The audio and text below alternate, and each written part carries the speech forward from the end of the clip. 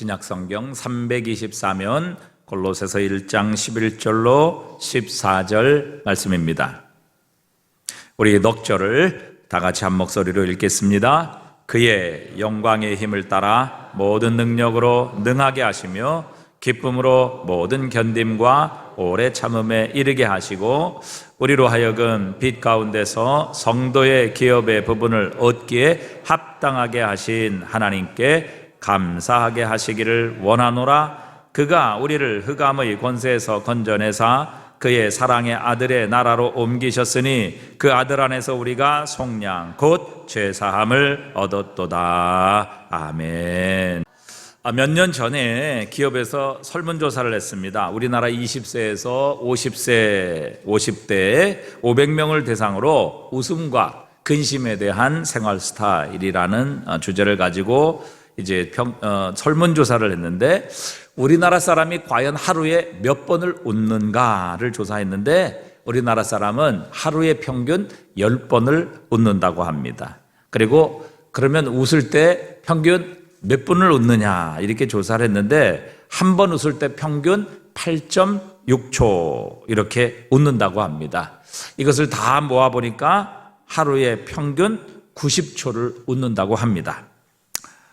여기에 반해서 과연 그러면 걱정하고 근심하는 시간은 얼마나 될까를 조사했는데 평균이 3시간 6분을 걱정하는 시간으로 보냈습니다. 그러니까 참 웃는 시간에 비해서 걱정하는 시간이 너무 아주 많다는 것을 우리에게 보여주고 있죠. 또 이것을 남녀로 구분을 해보니까 여자분들이 훨씬 더 걱정이 많았습니다. 여성이 3시간 30분 그리고 남성은 2시간 30분이었습니다. 남성이 직장 생활을 하고 또 상사와 또 많은 일들로 인해서 스트레스가 더 많을 것 같은데 왜 여성이 남성보다 걱정하는 시간이 더 많을까 생각을 해보니까 제 생각에는 아마 여성들에게는 속썩이는 남편이 있기 때문이 아닌가 이렇게 생각을 합니다. 남편 때문에 걱정하는 이런 여성들이 참 많아요. 또 이제 연령별로 이것을 쭉 이제 통계를 내보니까 참 가슴 아픈 결과가 나왔습니다. 20대 청년들이 제일 고민을 많이 합니다. 그래서 3시간 15분. 그 다음에 30대가 3시간 7분. 40대가 2시간 50분. 이렇게 해서 20대가 가장 걱정과 염려로 시간을 많이 보낸다라는 것을 보게 됩니다. 20대는 사실 요즘 취업의 문제도 있고 또 결혼의 문제, 또 장래의 문제로 인하여 참 걱정과 염려가 많은 그런 세대입니다. 그래서 여러분의 자녀들 또 우리 주변에 우리 청년들이 있다고 하면 여러분 많이 격려를 좀 해 주시기를 바랍니다. 바카스도 좀 사주시고 그래서 힘을 얻을 수 있도록 제일 고민이 많은 시기 바로 이 20대라고 합니다. 우리는 이렇게 하루에 1분 30초 웃고 3시간 6분을 걱정하는 그런 세상에 살아가고 있습니다. 그런데 하나님께서 이런 세상에서 우리를 구원해 주셨죠. 우리는 복음이 무엇인지 하는 것을 분명하게 인식하고 깨닫게 될 때에 이 걱정과 염려, 재난의 시대를 살아가는 바로 이 시대에 우리가 이 모든 것을 이길 수 있는 능력을 우리는 공급받으며 살아갈 수 있습니다. 오늘 복음이 골로새에 이르렀을 때에 그들은 이 복음을 듣고 믿음으로 말미암아 열매를 맺게 되었습니다. 그리고 그 열매 가운데 하나는 기쁨. 그리고 오늘 본문 12절에 보면 아버지께 감사하게 하시기를 원하노라 라고 이렇게 바울은 오늘 골로새 교회를 위하여 기도하고 있습니다. 우리는 지금 재앙의 시대를 살아가고 있습니다. 곳곳 지구 곳곳에 많은 재앙, 전쟁 그리고 위기의 시대를 살아가고 있죠. 그리고 우리의 삶, 개인의 삶 자체에도 우리는 정말 죽음을 가까이 두고 살아가는 그런 시대를 살아가고 있습니다.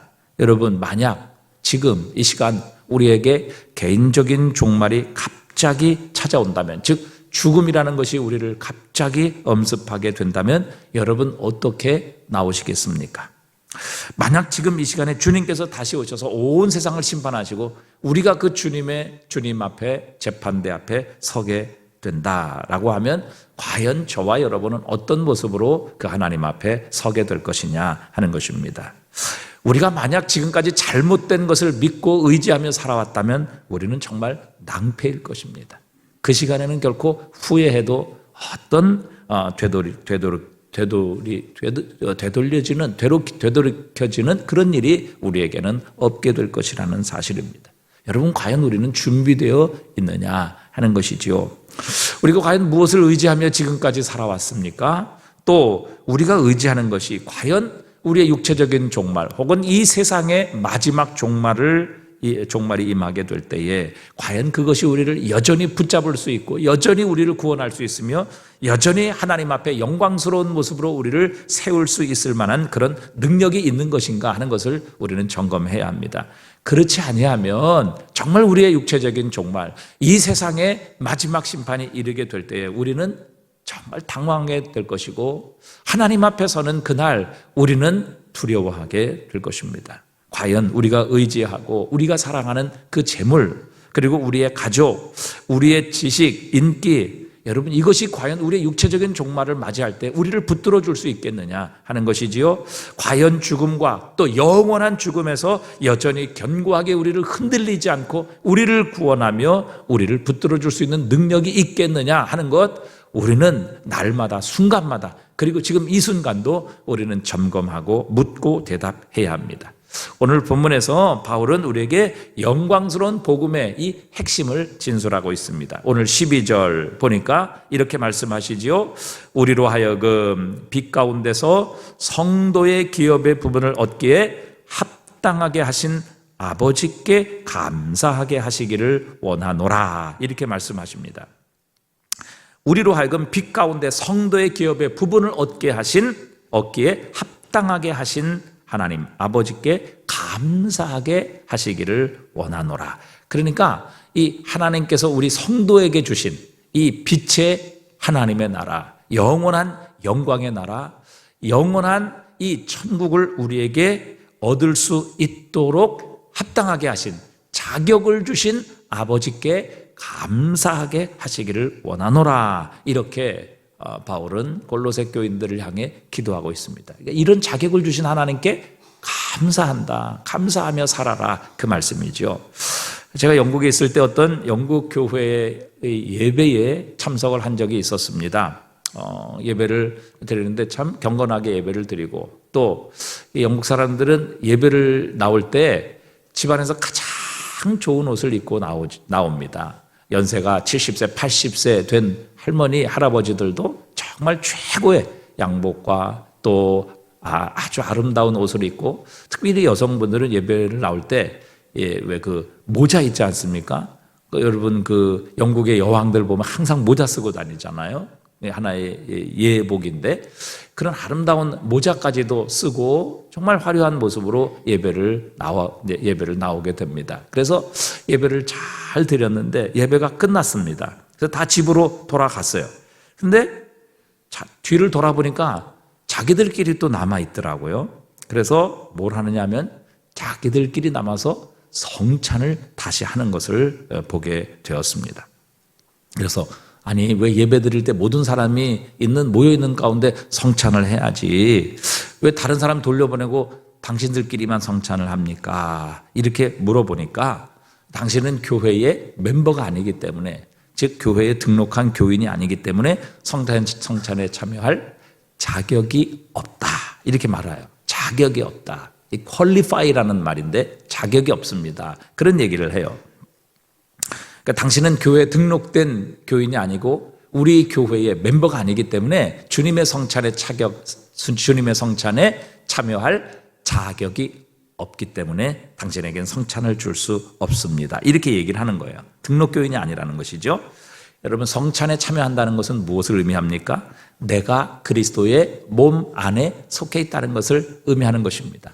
내가 성찬에 참여하는 것은 내가 하나님의 자녀이며 내가 구원받았고 그리스도와 한 몸이며 내가 하나님 나라 백성이고 또 함께 참여한 성도들과 한 지체라는 것을 의미하는 것이 바로 이 성찬이 가지고 있는 의미입니다.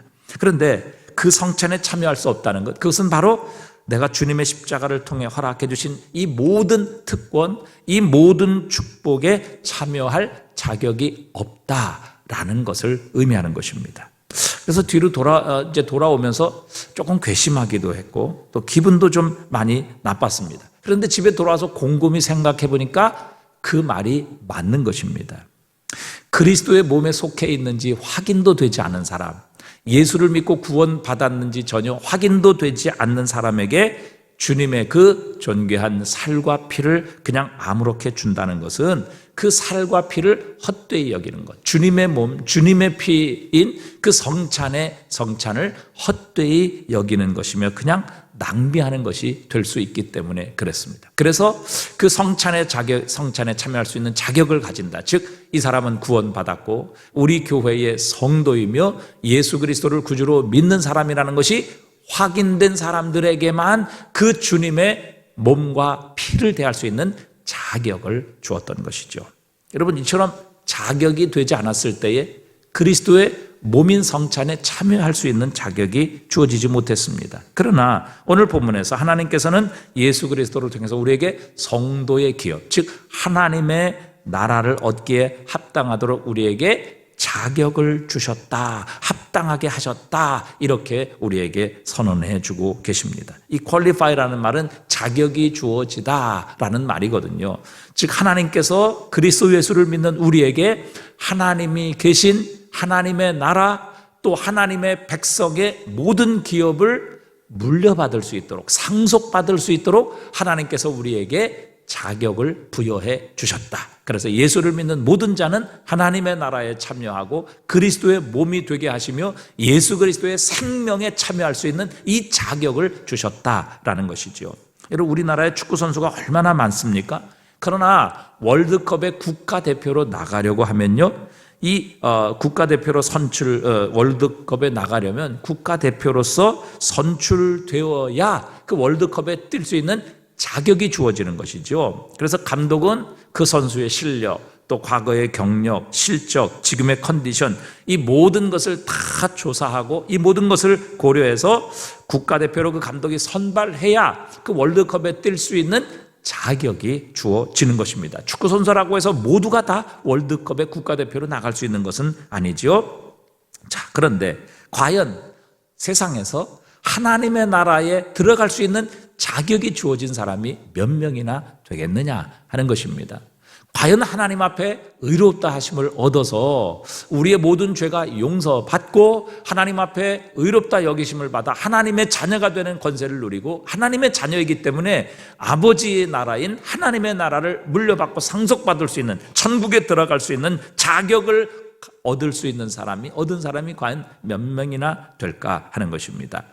로마서 1장에 보면 이 세상 모든 사람, 특별히 이방인들의 타락과 죄악을 하나님은 선언하십니다. 로마서 1장 19절입니다. 우리 한번 다 같이 23절까지 읽어보겠습니다. 이는 하나님을 알만한 것이 그들 속에 보임이라. 하나님께서 이를 그들에게 보이셨느니라. 창세로부터 그의 보이지 아니하는 것들, 곧 그의 영원하신 능력과 신성이 그가 만드신 만물에 분명히 보여져 알려졌나니 그러므로 그들이 핑계하지 못할지니라. 하나님을 알되 하나님을 영화롭게도 아니하며 감사치도 아니하고 오히려 그 생각이 허망하여지며 미련한 마음이 어두워졌나니 스스로 지혜 있다 하나 어리석게 되어 썩어지지 아니하는 하나님의 영광을 썩어질 사람과 새와 짐승과 기어다니는 동물 모양의 우상으로 바꾸었느니라. 여러분, 이게 이 세상의 모습이며 이 세상의 현실임을 하나님은 말씀하고 계십니다. 이 세상에 하나님 앞에 심판을 피하지 못하는 것, 이 세상에 하나님 앞에 설 때에 자신들이 영원한 심판을 핑계대지 못할 그 이유, 하나님께서 세상 만물을 통해 분명히 하나님을 알게 하셨다는 것입니다. 만물에 하나님을 보여주셨고 그러므로 그들이 핑계하지 못할 것입니다. 그러나 그들은 이 영광스러운 하나님의 모습을 사람과 새와 동물, 짐승, 기어다니는 동물, 이런 우상의 모양으로 바꾸어 그것을 하나님으로 섬기는 이런 죄악을 범했기 때문에 그들에게는 반드시 하나님의 영원한 심판, 영원한 진노가 머물게 될 것이라 그렇게 선언하십니다. 자, 그렇다면 여러분, 스스로 의롭다고 하는 하나님의 계명을 가지고 있는 유대인들은 과연 의로울 것인가? 그들은 하나님 앞에 과연 어떤 모습일까? 그들은 정말 의로운 삶을 살아가는 존재들인가? 그래서 그들만 구원을 받을 수 있을까? 바울은 계속해서 로마서 2장에서 유대인의 현실의 모습을 지적하고 계십니다. 이 로마서 2장 21절입니다. 다 같이 읽어보겠습니다. 그러면 다른 사람을 가르치는 내가 내 자신은 가르치지 아니하느냐? 도둑질하지 말라 선포하는 내가 도둑질하느냐? 간음하지 말라 하는 내가 간음하느냐? 우상을 가증히 여기는 내가 신전 물건을 도둑질하느냐? 율법을 자랑하는 내가 율법을 범함으로 하나님을 욕되게 하느냐? 기록된 바와 같이 하나님의 이름이 너희 때문에 이방인 중에서 모독을 받는도다. 여러분, 유대인들은 그럼 깨끗합니까? 유대인들은 의롭습니까? 유대인들은 거룩합니까? 유대인들은 과연 그 율법을 지켜 하나님 앞에 죄 없다함을 받을 수 있느냐 하는 것이죠. 그렇지 않다는 것입니다. 율법을 자랑하는 내가 율법을 범함으로 하나님을 오히려 욕되게 하고 있다. 하나님의 이름이 너희 때문에 오히려 이방인 중에서 모독을 받고 있다. 그렇게 유대인들을 하나님은 혹독하게 책망하시며 역시 그들의 죄를 향한 하나님의 심판을 선언하고 계십니다. 그래서 결론의 말씀은 이방인이나 유대인이나 모두 하나님의 나라의 유업을 상속받을 만한 그 하나님의 나라에 들어갈 자격 없음, 탈락, 실격 이렇게 선언하십니다. 그래서 로마서 3장 10절에 보니까 우리 한번 읽어봅니다. 기록된 바 의인은 없나니 하나도 없으며 깨닫는 자도 없고 하나님을 찾는 자도 없고 다 치우쳐 함께 무익하게 되고 선을 행하는 자는 없나니 하나도 없도다. 이게 유대인이나 이방인이나 동일하게 어느 누구도 자격이 없다, 합당하지 않다. 아까는 우리 자격이 주어진 거 qualified라고 얘기를 했는데 이제 disqualified, 아무도 자격이 없다, 실격이다. 하나님의 나라에 들어갈 하나님의 자녀가 될 수 있는 아무 자격이 없다. 너희는 구원의 실격이다. 그렇게 하나님은 선언하고 계시는 겁니다. 그런데 만약 여기서 끝났다면 우리 인간에게는 어떤 소망도 없었을 것입니다. 그러나 하나님은 은혜의 하나님이십니다. 하나님은 사랑의 하나님이십니다. 3장 20절, 로마서 3장 20절은 이렇게 말씀하십니다. 함께 읽어봅니다. 그러므로 율법의 행위로 그의 앞에 의롭다 하심을 얻을 육체가 없나니 율법으로는 죄들 깨달음이니라. 이제 율법 외에 하나님의 한 의가 나타났으니 율법과 선지자들에게 증거를 받은 것이라. 곧 예수 그리스도를 믿음으로 말미암아 모든 믿는 자에게 미치는 하나님의 의인이 차별이 없느니라. 모든 사람이 죄를 범하였음에 하나님의 영광에 이르지 못하더니 그리스도 예수 안에 있는 속량으로 말미암아 하나님의 은혜로 값 없이 의롭다 하심을 얻은 자 되었느니라. 아멘. 여러분, 이방인도 그렇고 심지어 하나님의 백성이라고 하고 율법을 가지고 있는 하나님 앞에 의롭다고 스스로 여겼던 유대인들조차도 하나님께서는 자격이 없다, 실격이다, 어느 누구도 의롭다 하심을 얻지 못한다, 너희들은 더 큰 죄인이다, 너희 때문에 하나님의 이름이 모욕을 받는다 라고 선언하신 이 하나님. 그래서 모든 사람이 죄를 범하였기 때문에 유대인이나 이방인 할 것 없이 하나님의 영광, 하나님의 나라, 하나님의 의에 이르지 못했는데 그리스도 예수 안에 있는 하나님의 속량으로 말미암아 하나님의 은혜로 값없이 의롭담을 얻은 자가 되게 해 주셨다는 것이죠. 여러분, 이 놀라운 복음을 깨달은 자들의 특징이 무엇입니까? 오늘 보면 12절에 감사하기를 원하노라. 감사가 있는 것이지요. 찬양이 있는 것입니다. 왜냐하면 우리의 자격, 우리의 능력으로 얻을 수 없는 이 구원, 이 하나님의 나라, 하나님 앞에 의롭다 하심을 얻을 수 없는 이 우리의 죄악된 모습이 바로 하나님의 구원으로 인하여, 하나님의 은혜로 인하여 우리에게 완전한 구원이 이루어졌고 우리에게 우리의 힘으로 자격으로 얻을 수 없는 이 놀라운 하나님의 은혜가 우리에게 주어졌기 때문입니다. 예수님께서 십자가에 못 박혀 죽으시며 마지막으로 십자가에서 남기신 말이 다 이루었다라는 말입니다. 헬라어로 테텔레스타이라는 말인데 이 말은 끝났다, 완성했다, 또 완전히 성취됐다라는 의미를 가지고 있습니다. 여러분, 예수 그리스도의 죽음으로 우리의 모든 죄의 문제가 끝났다고 하나님은 선언하시는 겁니다. 우리의 모든 죄의 정죄는 끝났습니다. 우리를 향한 하나님의 구원은 완성되었다는 것이지요. 그러기에 주님께서는 십자가 위에서 다 이루었다 이렇게 선언하신 것입니다. 물론 구원 이후에 우리의 성숙, 성장의 문제, 성화의 문제는 남아 있습니다. 하지만 우리의 구원을 위해 우리가 무엇인가 선행을 보태야 되고 우리가 열심히 노력해야만 우리에게 주시는 하나님의 구원이 결코 완성되는 것은 아닙니다. 하나님의 구원은 이미 완성되었습니다. 우리를 향한 모든 죄의 심판은 예수 그리스도의 십자가 안에서 이미 끝났습니다. 더 이상 우리에게 정죄는 없다는 사실입니다. 우리를 향한 하나님의 구원은 예수 그리스도의 십자가와 부활 안에서 완성되었습니다. 구원은 하나님께서 이루셨고 이미 완성하신 것입니다. 그리고 누구든지 그리스도 예수를 믿는 자에게 이 구원을 선물로 주셨습니다. 그래서 오늘 12절에 우리로 하여금 빛 가운데서 성도의 기업의 부분을 얻기에 합당하게 하신 아버지께, 이 성도의 기업을 얻도록 합당하게 하신 분이 내 자신이 아니라, 내 노력이 아니라, 내 선행의 보탬이 아니라 바로 아버지 하나님이시라. 그 아버지 하나님께서 예수 그리스도를 통해 우리의 구원을 완성하셨고 그리스도 예수를 믿는 자에게 이 구원을 값없는 은혜로 선물로 우리에게 주셨다는 것입니다. 그래서 예수 그리스도를 믿는 자는 구원을 받습니다. 영원한 생명을 얻게 하시는 겁니다. 복음은 우리에게 무엇인가 먼저 행해야 구원을 주신다, 의롭게 하신다, 이렇게 말씀하지 않으십니다. 복음은 하나님께서 우리를 위해 행하신 일의 선포입니다. 이것이 다른 종교와 모든 종교와 우리 기독교를 구분짓는 가장 중요한 시금석입니다. 세상의 모든 종교는 자신의 노력을 통해 구원을 얻습니다. 자신의 선행, 또 자신의 열심, 또 종교, 그 모든 율법이 요구하는 것을 이루어야 구원을 얻습니다. 그러나 여러분, 누가 그것을 다 이룰 수 있겠습니까? 내가 그것을 이뤘다고 확신할 수 있는 사람이 과연 세상에 몇 명이나 되겠습니까? 그래서 여러분, 마귀가 끊임없이 율법을 통해 또 이 세상의 모든 것들을 통해 우리는 무엇인가를 해야 하고 또 하나님께서 요구하시는 것을 무엇인가 이루고 또 하나님께서 하지 말라고 하신 것을 하지 말아야 우리의 구원이 이루어질까, 이렇게 생각하게 만드는 것입니다. 구원 받았음에도 불구하고 언제나 죄책감 속에 살고 두려움 속에 살고 불안에 떨도록 그렇게 만드는 것이 마귀가 하는 우리를 향한 계획이며 또한 그의 술책인 것입니다. 그러므로 여러분, 우리의 구원이 완성되지 못했다, 하나님께서 이 구원을 주셨다는 것을 확신하지 못하면 우리는 늘 불안합니다. 두렵습니다. 죄책감에 떨 수밖에 없습니다. 그렇게 되면 하나님이 우리에게 주신 이 놀라운 기쁨을 우리는 잃어버리게 됩니다. 하나님께서 주신 이 놀라운 감사와 찬양을 우리는 빼앗겨버릴 수밖에 없는 것입니다. 여러분, 그리스도 예수 안에서 하나님이 우리를 향한 구원은 이미 완성되었습니다. 이루어졌습니다. 다 이루었다, 우리 주님은 그렇게 선언하셨습니다. 그분을 믿는 자에게 하나님의 구원은 우리에게 주어지는 것입니다. 선물로 우리에게 주시는 것이지요.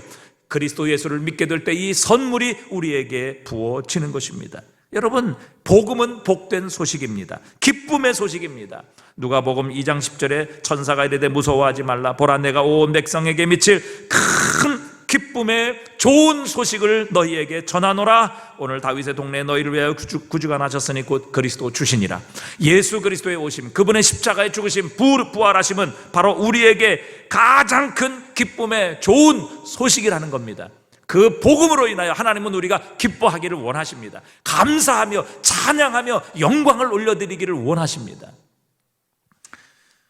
고든 맥도날드라는 미국 덴버 신학교 총장을 역임하고 목회자의 목회자라고 할 정도로 유명한 분이 계십니다. 많은 책을 저술한 분이기도 하죠. 그런데 이 젊은 시절에 이분이 목회자로서 성적 범죄를 저지릅니다. 결국 목회를 내려놓고 모든 직을 내려놓고 3년 동안 그는 치료받는 시간을 받게 됩니다. 그리고 3년 뒤 서서히 모든 것이 회복되기 시작하게 됩니다. 참 우리나라 같으면 있을 수 없는 일이지요. 그런데 그가 회복하는 시간을 보내며 그가 썼던 글에 이런 이야기가 나옵니다. 그 후 나는 아내와 함께 예배를 드리러 갈 때 설교자도 아니고 목사도 아니었다. 다만 한 사람의 성도로서, 교인으로서 영적으로 부서진 상태에 하나님께 예배를 드리러 갔다, 그렇게 말합니다. 그러면서 예배를 드리러 가면서 나는 이 예배를 통해 조그만 소망이라도 얻을 수 있을까, 그런 작은 기대를 가지고 예배에 참석했다. 그런데 예배를 통해 하나님이 주신 이 복음의 복된 소식을 통해 기쁨을 회복하기를 원했는데 어느 교회를 가든지 대부분 실망했다고 그렇게 고백합니다. 뻔한 설교, 그리고 뻔한 성도들의 위로로 말미암아 자기처럼 상처와 깨어진 마음속에 있는 성도에게는 전혀 위로가 되지 않았다고 합니다. 그러면서 자신의 아내에게 이렇게 다짐했다고 하지요. 내가 다시 목사가 된다면, 내가 다시 말씀을 전할 수 있는 그런 사람이 된다면 제일 먼저 상처받고 깨어지고 다친 마음을 가진 사람에게 복음의 기쁨을 설교하리라, 이렇게 결심했다고 합니다.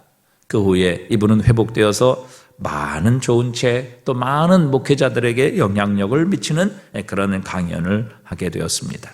자, 과연 이 말씀을 돌아보며 제 자신을 다시 한번 돌아보게 되었습니다. 저는 과연 뻔한 설교를 하고 있지는 않은지, 그저 성도들의 귀만 울리는 그런 설교를 하고 있는 것은 아닌지, 또 우리 성도들은 과연 서로를 향해 교제하며 또 하나님의 은혜와 사랑을 나눌 때에 정말 서로 이 복음의 기쁨을 회복시켜 줄 수 있는 진정한 위로, 또 진정한 이 복음의 메시지를 우리는 전하고 있는지.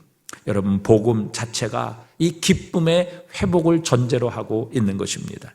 하나님께서 우리를 위해 행하신 이 위대한 구원, 놀라운 구원, 결코 우리의 그 어떤 것으로도 얻을 수 없는 이 하나님의 자녀됨의 자격, 하나님의 나라를 들어갈 수 있는 자격을 허락해 주신, 내 힘, 내 노력, 내 의로는 결코 얻을 수 없는 것을 하나님께서 하셔서 우리에게 은혜로 선물로 주신 이 복음을 깨닫고 발견하면 우리의 반응은 감사일 수밖에 없습니다. 그분을 향한 찬양일 수밖에 없습니다. 우리는 기뻐하며 그분께서 주신 이 복음의 놀라운 구원으로 인하여 우리는 하나님을 향해 감사와 찬양을 올려드릴 수밖에 없는 것이지요.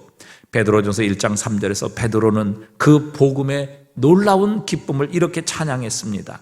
우리 함께 읽어봅니다. 우리 주 예수 그리스도의 아버지 하나님을 찬송하리로다. 그의 많으신 긍휼대로 예수 그리스도를 죽은 자 가운데서 부활하게 하심으로 말미암아 우리를 거듭나게 하사 산 소망이 있게 하시며 썩지 않고 더럽지 않고 쇠하지 아니하는 유업을 있게 하시나니 곧 너희를 위하여 하늘에 간직하신 것이라. 아멘. 여러분, 이 복음을 하나님으로부터 값없이 자격을 받게 되었을 때, 이 놀라운 자격을 하나님으로부터 선물 받게 되었을 때, 이 베드로가 했던 첫 번째 일성은 바로 그 놀라운 기쁨을 주신 하나님을 향한 찬송이었고 감사였던 것입니다.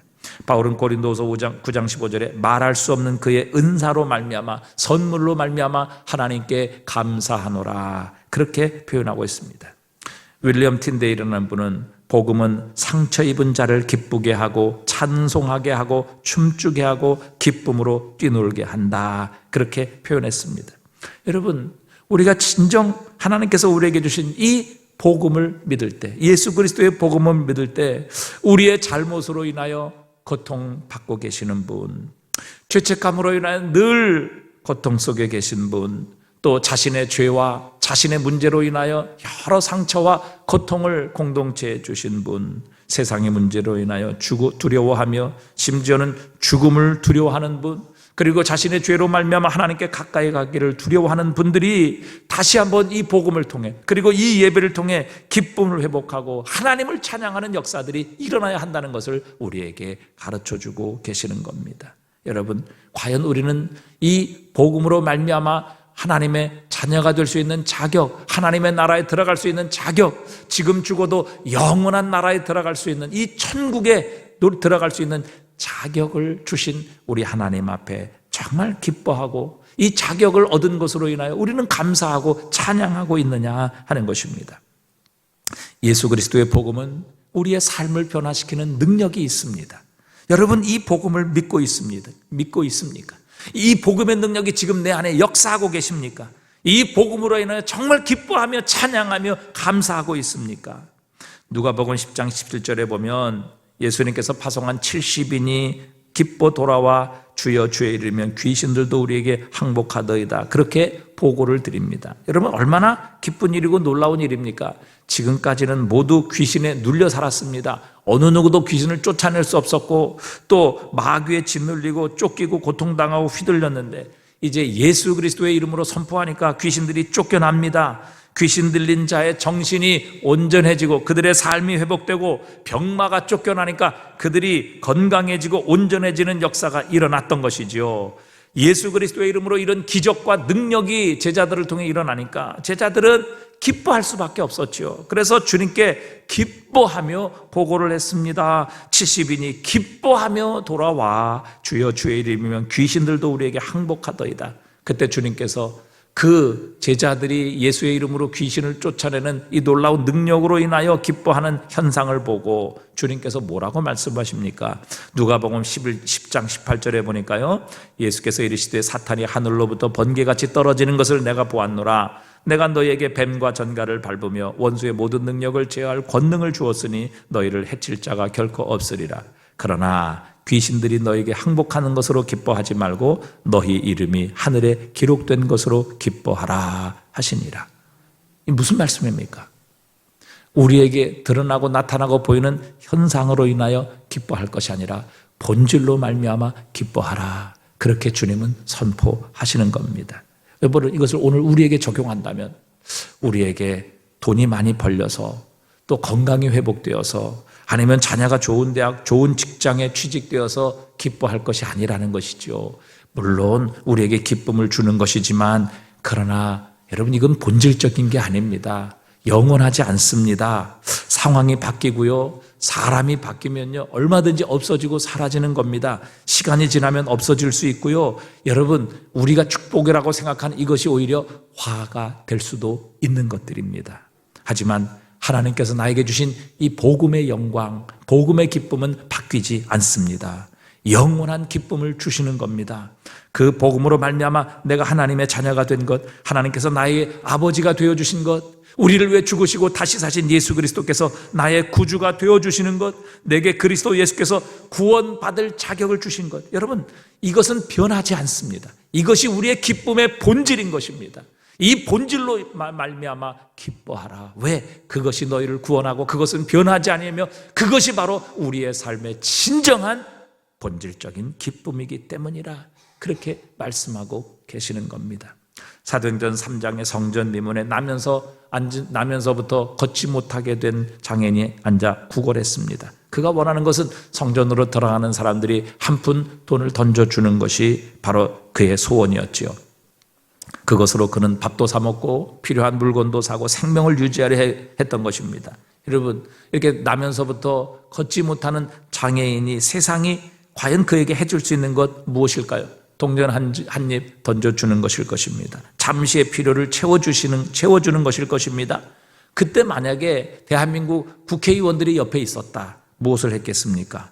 아마 성전 문 앞까지 가는 교통 서비스를 제공하는 법을 만들었을 것입니다. 또 이 장애인이 앉아있는 곳에 차양막을 설치했을 것이고, 또 정기 후원자 모집, 이런 법안들을 만들었을 것입니다. 얼마 후 정당에서 또 새로운 추가된 법을 만들 것입니다. 이런 장애인에게는 세금을 면제해주고, 공동주택 제공해주고, 최저 생계비 지원해주고, 또 생활도우미 파견, 이런 법안들을 발의해서 이 나면서부터 걷지 못하는 장애인에게 혜택을 주려고 할 것입니다. 그런데 여러분, 세상에 주는 모든 것을 다 합쳐도 여러분, 나면서부터 걷지 못하는 장애인의 고통, 가난, 근본적인 문제는 해결될 수 없습니다. 이때 베드로가 지나가며 이 나면서부터 걷지 못하는 자를 보고 이렇게 선포하지요. 은과 금은, 즉 세상에 줄 수 있는 것은 내게 없지만 내게 있는 것을 내게 주노니 나사렛 예수의 이름으로 일어나 걸어라. 그리고 오른손으로 그의 손을 잡아 일으켰을 때 그의 발과 발목이 힘을 얻고 걷고 뛰며 성전으로 들어가 하나님을 기쁨으로 찬양하는 역사가 일어나게 하셨습니다. 여러분, 복음이 하는 일이 바로 이런 일입니다. 복음은 우리의 근본적인 문제를 해결해 주십니다. 이 사람의 장애가 해결되었을 때 그 구걸하는 삶, 그를 비참하게 만들었던 모든 것은 저절로 해결된 것입니다. 이 사람이 일어나 건강하게 되었을 때 그의 가난의 문제도, 고통의 문제도, 염려의 문제, 미래의 문제, 모든 것이 다 해결되었던 것이죠. 여러분, 근원이 해결되면 그 다음에 모든 문제는 저절로 해결되는 것입니다. 여러분, 우리의 진정한 구원은 저희의 문제가 해결되는 것부터 시작되어야 합니다. 여러분, 예수님께서 하늘보좌를 버리시고 이 땅에 오신 이유, 바로 이것 때문입니다. 우리의 죄를 해결하시기 위해. 십자가에 죽으신 이유도 바로 우리의 죄를 용서하시기 위해. 왜? 죄가 우리를 이렇게 만들었기 때문입니다. 죄가 우리의 삶을 황폐하게 만들고, 죄가 우리의 관계를 깨뜨리고, 죄가 우리의 마음에 상처를 주고, 죄가 결국 우리를 죽음으로 인도했기 때문에 이 죄의 문제가 해결되어 다른 우리의 삶의 모든 관계된 문제가 해결되는 것입니다. 여러분, 아무리 세상에 좋은 법안을 만들고 아무리 좋은 혜택을 준다 할지라도 죄의 문제가 해결되기 전까지는 우리의 근본적인 문제는 해결될 수 없는 것입니다. 우리의 이 영적인 죽음의 문제는 결코 해결될 수 없는 것입니다. 그러나 이 복음은 우리의 가장 본질적인 문제를 해결해 주십니다. 이 죄의 문제를 해결해 주십니다. 죄의 문제를 용서케 하십니다. 죄를 더 이상 정죄받지 않도록 우리의 삶을 회복시켜 주시는 겁니다. 우리의 모든 죄가 십자 안에서 용서받게 하십니다. 누구든지 그리스도 안에 있으면 정죄함이 없게 하십니다.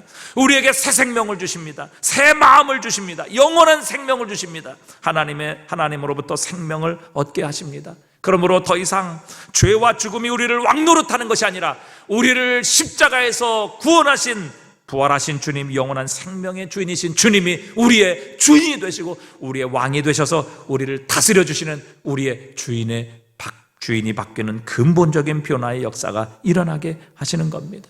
그래서 여러분, 복음은 우리의 삶의 가장 근본적인 문제인 죄의 문제를 해결해 주심으로 우리의 다른 모든 것들을 어려움으로, 고통으로, 우리의 고통받는 우리의 삶의 진정한 기쁨, 그리고 이 세상의 환경과 조건에 영향받지 않는 이 하나님이 주시는 이 복음의 영원한 기쁨을 누리고 얻게 해 주시는 겁니다. 우리에게는 동전 하나 얻어서 기뻐하는 그런 구걸받은 기쁨이 아니라 예수 그리스도의 이름으로 죽었던 생명이 살아나게 하시는 이 놀라운 복음의 기쁨이 있는 것입니다. 여러분, 물질, 육신의 고민, 육체적인 질병, 여러분 해결되면 좋지요. 그러나 이건 100번 해결되어도 우리의 죄로 말미암아 죽은 영혼은 살아날 수 없습니다. 우리의 죄가 치료받을 수는 없는 것입니다. 이것으로 인하여 우리의 죄가 용서받을 수는 없습니다. 나 같은 죄인이 전능하신 하나님의 자녀의 자격을 얻는 것은 세상 그 무엇으로도 불가능한 일이라는 사실입니다. 늘 말씀드리는 것처럼 여러분 죽은 시체에게 아무리 화장시키고 아무리 명품 옷, 명품백을 준다 할지라도 여러분, 죽은 시체는 살아나지 않습니다. 달라지지 않는다는 사실이지요. 하지만 예수 그리스도의 복음은 우리의 죽은 영혼을 살리십니다. 우리의 죽을 몸도 다시 살리실 것입니다. 우리를 새로운 피조물로 만들어 주실 것입니다. 그러기에 우리의 기쁨은 근본적인 기쁨입니다. 본질적인 기쁨이라는 사실입니다. 없어지지 않는 기쁨입니다. 상황과 조건, 시간이 지나면 사라지고 없어지고 바뀌고 오히려 화가 되는 그런 기쁨이 아니라는 사실입니다. 복음의 기쁨은 영원한 기쁨입니다. 여러분, 우리 그리스도인에게 이 복음의 기쁨을 주셨고 복음의 영광, 이 복음으로 인한 감사와 찬송을 주셨는데 우리가 이것을 회복하지 못하니까, 우리에게 이 기쁨이 없으니까 세상이 우상에게 가는 것입니다. 이단에게 빠지는 것입니다. 그리고 세상적인 기쁨으로 빠지는 것 아니겠습니까? 여러분, 1분 30초 웃고 3시간 6분 고민하는 이 세상 속에서 주님께서 우리에게 주신 이 복음의 기쁨을 회복한다면 여러분, 우리의 삶 그 자체가 전도지 아니겠습니까? 여러분, 다시 한번 이 복음의 기쁨을 회복하는 저와 여러분 되실 수 있기를 바랍니다. 여러분, 이것이 하나님께서 주신 우리에게 근본적인 축복이며 본질적인 축복입니다. 이것 없이 다른 이 세상의 어떤 기쁨으로 우리의 삶을 치장할지라도 죽은 영혼은 살아나지 않습니다. 우리에게 진정한 기쁨, 영원한 기쁨은 주어질 수 없다는 사실입니다. 예수 그리스도만이, 이 복음만이 우리에게 영원한 기쁨, 본질적인 기쁨, 바뀌지 않는 기쁨, 사라지지 않는 기쁨이 되는 것이기 때문입니다. 복음 자체가 복된 소식, 기쁨의 큰 기쁨의 소식입니다. 예수 그리스도를 통해서 하나님께서 이 복음을 우리에게 주셨고 우리로 하여금 하나님의 나라를 얻을 수 있는 자격을 주셨기에 오늘도 자격을 갖출 수 없고 늘 실격하고 늘 실패하는 저희들에게 하나님께서 주신 이 자격으로 인하여 얻은 놀라운 구원의 은혜, 우리가 기뻐하며 감사하며 오늘도 이 복음으로 인하여 우리의 삶이 회복되고 치료되는 역사가 일어나게 되어야 할 줄 믿습니다. 여러분, 오늘도 저와 여러분 가운데 이 복음의 영광과 기쁨이 회복되는 이 아침 되실 수 있기를 주님의 이름으로 축복합니다.